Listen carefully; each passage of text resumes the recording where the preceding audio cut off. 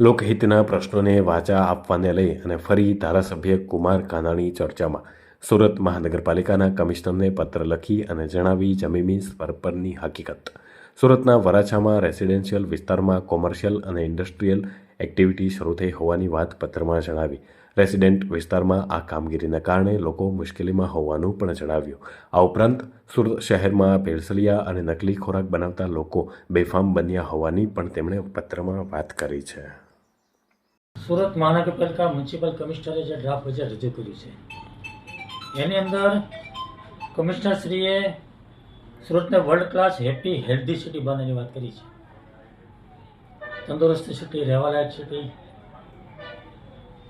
આ વાત જે એમણે કરી છે બજેટની અંદર, તો મને એ વાતની ચિંતા થઈ કે રહેવાલાયક સિટી તો ક્યારે બનશે. સુરત શહેરની અંદર દર વર્ષે ખાડી પૂર આવે છે. લાખો લોકો હેરાન પરેશાન થઈ જાય છે. બે ઘર થઈ જાય, ઘર છોડી ભાગી જવું પડે છે. તંત્ર બી પરેશાન થઈ જાય છે. જ્યારે પૂર આવે ત્યારે ચર્ચાઓ થાય છે, વાતો થાય છે, મિટિંગો થાય છે, આયોજન થાય છે. ખાડી પૂર કેવી રીતે બંધ થાય, ખાડીના ત્રાસમાંથી લોકો કેવી રીતે મુક્ત થાય, ખાડીની ગંદકી, ખાડી પૂર, મચ્છરોનો ત્રાસ જે રીતે લોકો સહન કરી રહ્યા છે એમાંથી કેવી રીતે મુક્તિ મળે, એનું કોઈ આયોજન આ બજેટમાં નથી થયું.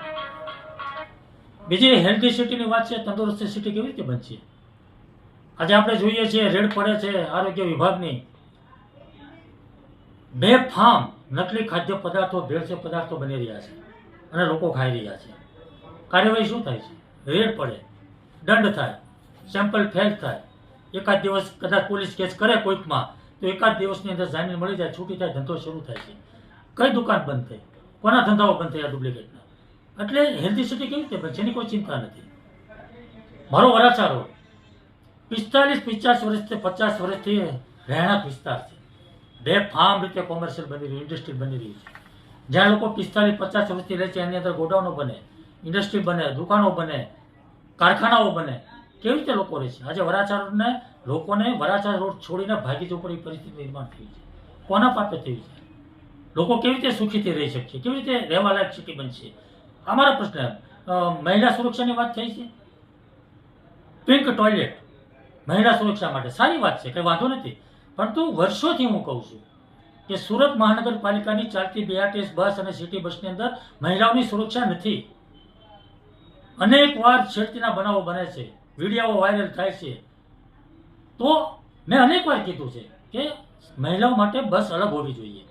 એમાં કોઈ મહાનગરપાલિકાને ₹1 ખર્ચો નથી.